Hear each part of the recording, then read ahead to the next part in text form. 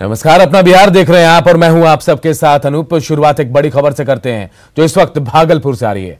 भागलपुर के जगतपुर गांव में हथियार तस्कर को ग्रामीणों ने कार्बाइन के साथ पकड़कर पेड़ से बांध दिया। हथियार तस्कर डिलीवरी के लिए जगतपुर बगीचा पहुंचा था। वहां वो इशाक चक के बड़े अपराधी को हथियार की डिलीवरी करने आया था। ग्रामीणों ने तस्कर को पकड़ लिया और पेड़ से बांध दिया। पकड़ा गया हथियार तस्कर नवगछिया के बेवपुर थाना क्षेत्र के लत्तीपुर गांव का रहने वाला है। लोधीपुर थाना पुलिस ने भीड़ से आरोपी को छुड़ाते हुए उसे अपनी कस्टडी में लिया है। पुलिस हथियार तस्कर से पूछताछ कर रही है। तस्कर के पास से कारतूस भी बरामद किए गए हैं।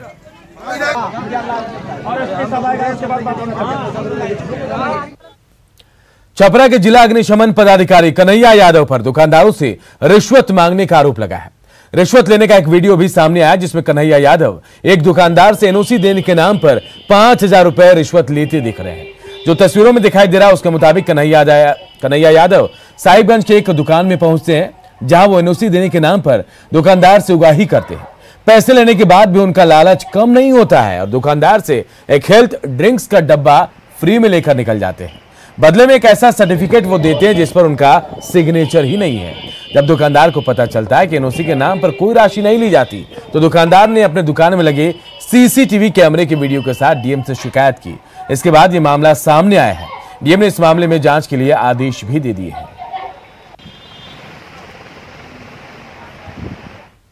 समक के पदाधिकारी उन्होंने कहा कि आपको एनओसी लेना पड़ेगा।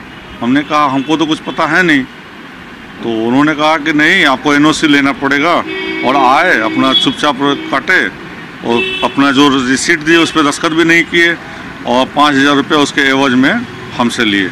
और जब मैं पैसा दे रहा था तो बोले नहीं इसको लिफाफा में दीजिए। अभी आपके माध्यम से ये पता चला है, अब इसके वीडियो की सत्यता की पुष्टि करा लेते हैं। एसपी साहब से भी जांच करवा लेते हैं, फिर जो भी कानून सम्मत कार्रवाई होगी की जाएगी, जो भी दोषी होंगे उनके ऊपर। इधर बिहार कैबिनेट की बैठक में 26 एजेंडों पर मुहर लगी है। कैबिनेट ने गलवान घाटी में शहीद हुए बिहार के 5 जवानों के परिजनों को नौकरी देने पर मुहर लगाई है। साथ ही इस बैठक में बिहार औद्योगिक निवेश प्रोत्साहन नीति को भी स्वीकृति दी गई है। इसके अलावा पैसेंजर और मालवाहक वाहन के कर में भी भारी छूट दी गई है। 21 मार्च से 30 जून तक की तिमाही रोड टैक्स में 40% की छूट देने का कैबिनेट ने फैसला भी लिया है। बिहार के पूर्व सीएम जीतन राम मांझी की पार्टी हिंदुस्तानी आवाम मोर्चा महागठबंधन में रहेगी या नहीं, इस बात पर अंतिम फैसला पार्टी के अध्यक्ष जीतन राम मांझी ही लेंगे। पटना में मांझी के आवास पर हम की कोर कमेटी की बैठक हुई। नेताओं ने मांझी को इस बात के लिए अधिकृत कर दिया कि वो जिधर जाएंगे कार्यकर्ता उनके साथ रहेंगे। यानी अब हम आरजेडी वाले कांग्रेस गठबंधन के साथ रहेगी या अलग हो जाएगी, इस बात पर अंतिम फैसला मांझी ही लेंगे। अब देखना है कि मांझी महागठबंधन में बने रहते हैं या फिर जेडीयू में घर वापसी कर एक बार फिर एनडीए की नैया में सवार होते हैं।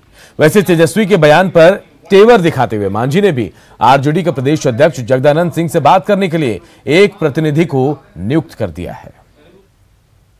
ये कार्यकर्ताओं की तरफ से ही कहा गया कि राष्ट्रीय अध्यक्ष श्री जीतन राम मांझी जी ही अधिकृत होंगे कि महागठबंधन में रहना है या हमें महागठबंधन से बाहर जाना है।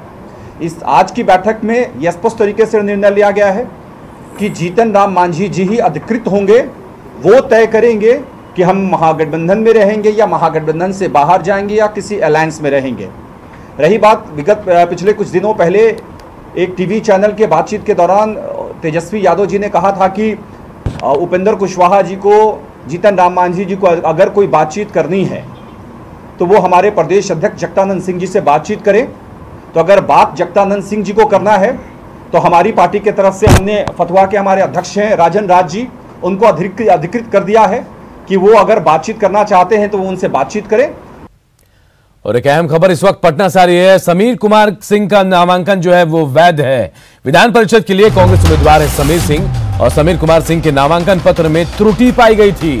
संसदीय कार्य मंत्री ने नामांकन पर सवाल उठाए थे। मुख्य निर्वाची पदाधिकारी ने इसकी जांच की और जांच के बाद समीर कुमार सिंह के नामांकन को वैध बताया गया। समीर सिंह के नामांकन की वैधता पर दिन भर सियासत आज गर्म रही है।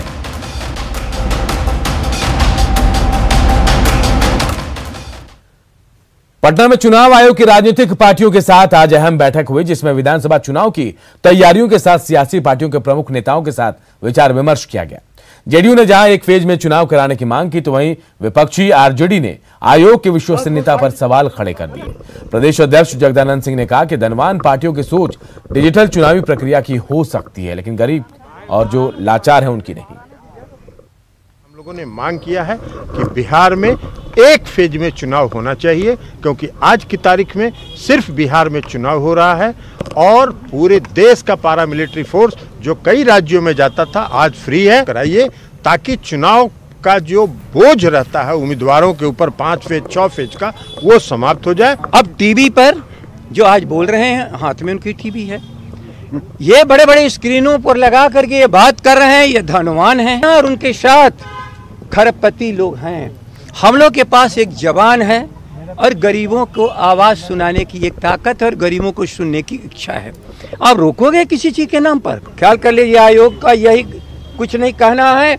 आयोग अफसोस, हम लोग मशीनों के बारे में कहते रहे, हम लोग बाद में बात करेंगे। कहीं ना कहीं आयोग अपनी विश्वसनीयता खोता चला जा रहा है और इस काम को उसने किया तो भारत का डेमोक्रेसी, भारत का लोकतंत्र खतरे में है। और चुनाव संवैधानिक संस्था अपनी जिम्मेवारियों के बोध के साथ जनता के इंटरेस्ट का सलूशन नहीं निकाल करके केवल व्यापारियों के हाथ में पूरी सत्ता देना चाहते हैं। हम लोग को सख्त एतराज है। बिहार विधानसभा चुनाव को देखते हुए निर्वाचन आयोग की तैयारियां भी जोरों पर है। सोशल डिस्टेंसिंग को देखते हुए इस बार जहां चुनाव कई मायनों में अलग होगा, सोशल डिस्टेंसिंग के सरकार के नियमों का पालन करते हुए जहां मतदान केंद्रों की संख्या पहले से ज्यादा होगी, तो वहीं बिहार में पहली बार नई ईवीएम के जरिए चुनाव कराया जाएगा।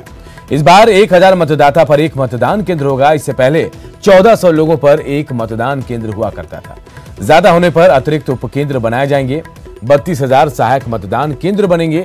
मतदान केंद्रों का सत्यापन पूरा हो चुका है। तो देखिए, तैयारियां पूरी तरह से अब हो रही है विधानसभा चुनाव को लेकर, और क्या कुछ नई तरह से चुनाव कराने की तैयारी चुनाव आयोग की, वो हम आपको ग्राफिक्स के जरिए बता रहे हैं कि पहले 1400 लोगों पर एक मतदान केंद्र हुआ करता था, लेकिन अब ये घटा दिया गया। ज्यादा अगर होने पर अतिरिक्त उपकेंद्र भी लगाए जाएंगे। 32,000 सहायक मतदान केंद्र बनेंगे। बिहार राज्य के लिए भारत निर्वाचन आयोग ने प्रत्येक मतदान केंद्र पर अधिकतम 1400 निर्वाचकों की संख्या को निर्धारित किया था, लेकिन कोविड-19 के चलते प्रत्येक मतदान केंद्र पर अब अधिकतम 1000 ही मतदाता संबंध जुड़े रह सकते हैं। अब आप पूछिए कि जिस मतदान केंद्र पर 1000 से ऊपर मतदाता हैं, वहां मतदाताओं की संख्या उस मतदान के वहां एक अतिरिक्त सहायक मतदान केंद्र बनाया जाएगा और दोनों मतदान केंद्र में लगभग बराबर मतदाता रहेंगे। बिहार विधानसभा चुनाव के पहले तमाम सियासी पार्टियां जातीय समीकरण सेट करने लेना चाहती हैं और इसी खेल में फिलहाल राजनीतिक पार्टियां मिशन आर पर लगी हैं। आखिर क्या है बिहार की सियासत का आर फैक्टर, इस रिपोर्ट से जानिए।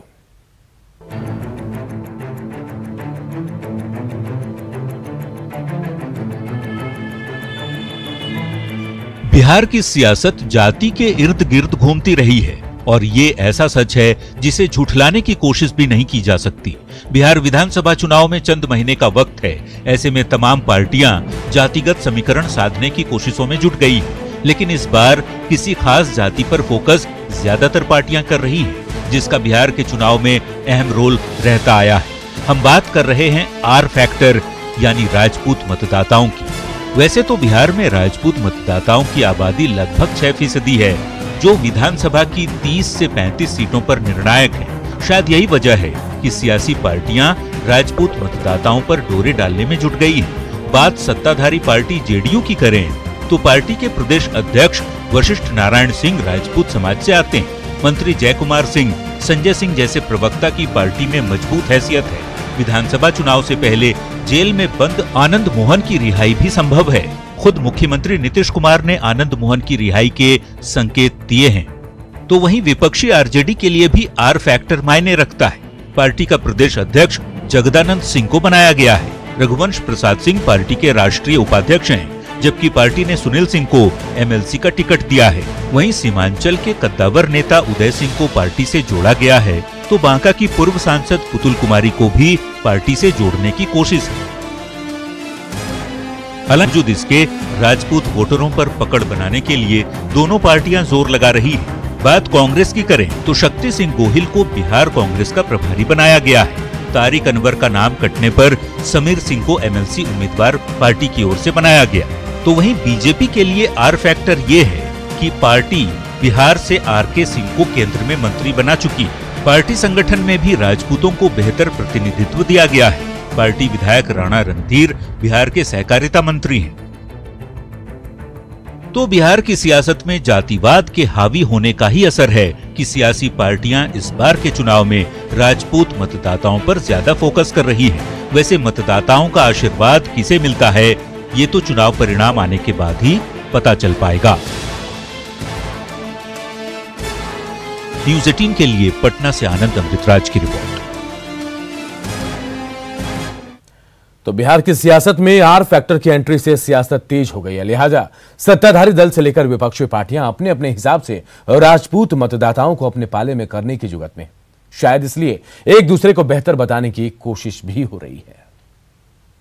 कि राजपूतों की भूमिका इस दल में हमेशा रहा है और समता पार्टी से लेकर अभी तक राजपूतों की भूमिका इस जदयू में बहुत बेहतरीन रहा है और भविष्य में भी रहेगा। तो देश की रक्षा और देश के लिए जो पार्टी सोच रही है, राष्ट्र निर्माण के लिए जो काम कर रही है, तो निश्चित रूप से राजपूत समाज भी राष्ट्र निर्माण के लिए जो पार्टी कार्य कर रही है उसके साथ खड़ी रहेगी। माननीय नरेंद्र मोदी जी के नेतृत्व में पूरे आस्था और विश्वास के साथ भारतीय जनता पार्टी को मदद करेगी। हमारे नेता विरोधी दल श्री तेजस्वी यादव जी ने बार बार कहा है आरजेडी A to Z की पार्टी है, इसलिए हमारा सब जाति, सब समाज, सब वर्ग के लोगों का साथ है तेजस्वी यादव के। यहाँ जात की राजनीति नहीं होती है, यहाँ जमात की राजनीति होती है। कांग्रेस में आप एक लीडर का ऐसा नाम बता दीजिए जो जात के नाम पर बनाए गए हों, और इसको जात से नहीं बांधिए, इसको जमात से बांधिए। पिछले साल पटना में जलजमाव की स्थिति क्या थी, हकीकत किसी से छिपी नहीं है। उसके बाद कई तरह के दावे किए गए हैं। शहर को भरोसा दिया गया कि इस बार इंतजामों के आगे बारिश का पानी फीका पड़ जाएगा, लेकिन पहली बारिश में ही सिस्टम के दावे गड्ढों में नजर आ रहे हैं। यकीन ना हो तो आप भी देखिए।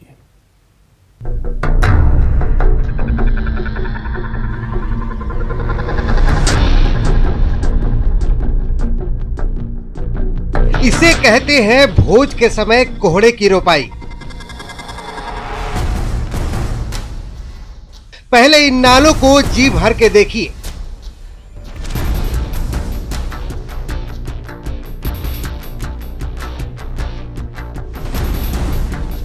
जहां तक देखेंगे नाले ही नाले पाएंगे। बीच सड़क पर गड्ढे ही गड्ढे देखने को मिलेंगे। ये राजधानी का वो इलाका है जहां पटना की सबसे बड़ी फर्नीचर मंडी है। भीड़ भाड़ वाला इलाका है, लेकिन यहाँ की हालत क्या है ये आप खुद ब खुद देख लीजिए। मौसम विभाग के मुताबिक पटना और पूरे बिहार में भारी बारिश, अत्यधिक बारिश होने की संभावना है। ऐसे में पटना शहर किस हालत में है ये भी दिखाना ज़रूरी है। इस वक्त हम हैं पटना के नाला रोड इलाके में। हम एक तस्वीर दिखाते हैं आपको। देखिए किस तरीके से ये जो जाम लगा हुआ है ये नाला रोड की तस्वीर है, और दूसरी तरफ एक तस्वीर देखिए किस तरीके से गड्ढे खोदे गए हैं। और ये गड्ढे इसलिए खोदे गए हैं सरकार के मुताबिक कि बारिश का पानी, यानी पिछले साल जिस तरीके से जल जमाव की स्थिति थी उससे मुक्ति पाने के लिए ये गड्ढे खोदे गए हैं। नाले का निर्माण हो रहा है। सिस्टम की कारस्तानियों की वजह से सड़क पर गड्ढे हैं और गड्ढों में पानी है। इन सब के बीच कारोबार भी पानी पानी है। तो गड्ढा खोदा हुआ है, कैसे आप लोग का दुकान बिजनेस चल रहा है? एकदम बिजनेस नहीं चल रहा है, एकदम गड़बड़ है। यहाँ ग्राहक के आना जाना भी बहुत काफ़ी मुश्किल हो रहा है। अब हम आपको इसी नाला रोड के दूसरे हिस्से की तस्वीर दिखाते हैं। लोकेशन भले ही दूसरी है, लेकिन नज़ारा बिल्कुल एक जैसा है। अभी देखिए हम नाला रोड में हैं और ये तस्वीरें बदलने का नाम नहीं ले रही हैं। ये महीनों भर से जो है वो यहाँ पे देखिए कितने बड़े बड़े जो हैं वो गड्ढे किए गए हैं। भारी बरसात हो रही है, गड्ढों में जो है वो पानी जमा हो रहा है, लेकिन अभी तक जो है वो निर्माण जो है वो पूरी नहीं हो पाई है। और ज़रा देखिए यहाँ पे कि सवाल ये है कि आखिर ये गड्ढे तभी क्यों खोदे जाते हैं जब ये बरसात होती है। और यहाँ से देखिए वहाँ पूरे लंबे रोड पर तमाम जगहों पर जो है वो बड़े बड़े गड्ढे ऐसे सड़क पर कर दिए गए हैं और इससे एक तरफ ट्रैफिक भी परेशान है और जो लोगों को जो है इस बात को लेकर के डर बड़ा ज़्यादा है कि अगर ये पानी पूरी तरह से भर गया तो फिर बरसात में यहाँ पे कोई गिर भी सकता है। एक तो भारी बारिश, ऊपर से गड्ढे में सिस्टम, लिहाजा लोगों का डर भी लाजमी है। गाड़ी स्लिप कर जा रहा है, कई लोग तो गिर गए हैं यहाँ पर। गिर गए हैं? हाँ गिर गए हैं। बहुत आदमी गिरते रहते, डर लगता है कि बरसात में रहता है, पानी भर जाए, कोई इसमें गिर जाए। यहाँ पर बहुत डेंजरस है, यहाँ वहाँ गड्ढा खोदा हुआ है। अब ये चलना राहगीर के लिए मुश्किल हो गया। ये आम दुकान की बातें छोड़ दीजिए, यहाँ वहाँ गड्ढा है, पूरा गाड़ी जाम है।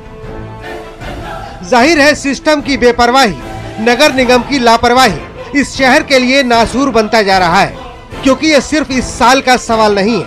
पटना से न्यूज़ 18 के लिए रवि एस नारायण और अमित कुमार सिंह की रिपोर्ट। नाला रोड के बाद अब हम आपको पटना के एक दूसरे इलाके की तस्वीर दिखाते हैं, जहां बारिश के समय सिस्टम ने उस इलाके को बेरास्ता कर रास्ता बनाने की कोशिश की। सुनने में बात बहुत हैरानी वाली लगती है, लेकिन यह बिल्कुल सच है। महिलाओं की आवाज करीब से नहीं सुनवा सकते हैं, लेकिन हम कोशिश करते हैं, क्योंकि वहां तक जाने के लिए रास्ता नहीं है। बताइए कितनी परेशानी।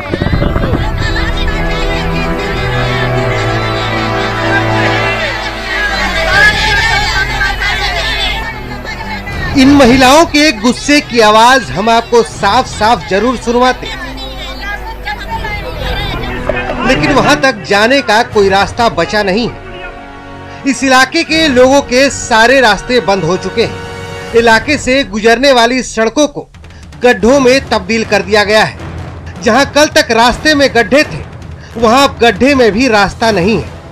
तो अस्पताल जाने के लिए कोई व्यवस्था है, ना ही बाजार जाने के लिए कोई व्यवस्था है, क्योंकि लोग घरों में कैद हैं। यानी बेली रोड से लेकर नहर तक जो तस्वीर आपके सामने है वो यही है। हर इलाके के लोग कहीं ना कहीं हाउस अरेस्ट हो गए हैं। अब इंतजार हो रहा है कि कोई आएंगे हाकिम और उसका इनकी परेशानी दूर करें। ये वही इलाका है जहां पिछले साल 2 महीने तक जल जमाव की वजह से लोगों को घरों में कैद रहना पड़ा था। भरोसा मिला था कि अगले साल गोला रोड को जल जमाव का गम नहीं झेलना पड़ेगा, लेकिन वादों की हकीकत क्या है, सब कुछ आपके सामने है। इस बार लोगों को यह आश्वासन मिला था कि डैम का निर्माण होगा, नाला का निर्माण किया जाएगा, लेकिन देखिए जब बारिश शुरू होती है, जब मानसून दस्तक देता है, उसके बाद नाले का निर्माण शुरू होता है और देखिए कि रास्ता को काट दिया जाता है। अब लोग बारिश शुरू होने के बाद ही हाउस अरेस्ट हो गए हैं। यानी भले ही अभी तक बाढ़ का पानी यहाँ पर नहीं हो, लेकिन देख सकते हैं रास्ता काट दिया गया है। नतीजा अब लोग घरों से बाहर नहीं निकल पा रहे हैं। राजधानी की पक्की सड़कों पर चलने वाले लोग अब चचरी में रास्ता तलाश रहे हैं। पिछले साल के बजाय तो यह 100 गुना यहाँ के पब्लिक मर रहे हैं, बच्चे बीमार पड़े हुए हैं, आने जाने का साधन डिस्कनेक्ट कर दिया गया है। यहाँ पर चारों तरफ सब रास्तों को काट दिया गया। इवन जो सरकार के द्वारा रास्ते बनाए गए हैं उन रास्तों को भी काट दिया गया है। ये हमारी व्यवस्था में जो सरकार द्वारा पैसे लगा के क्यों बनाया गया वो रास्ता। इस बार पानी से बचिएगा आप लोग, क्या लग रहा है? बचने का कोई नहीं है, ये तो भोज पे कोहड़ा रोपने वाली बात हो गई। यकीनन जब व्यवस्था बहरी हो तो ऐसी तस्वीरें ही सामने आती हैं। न्यूज़ 18 के लिए पटना से रजनीश कुमार की रिपोर्ट।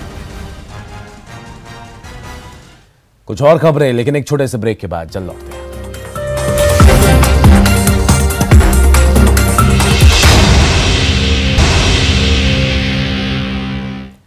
मुख्यमंत्री नीतीश कुमार लगातार कोरोना संकट को लेकर समीक्षा बैठक कर रहे हैं और अधिकारियों को जरूरी निर्देश भी दे रहे हैं।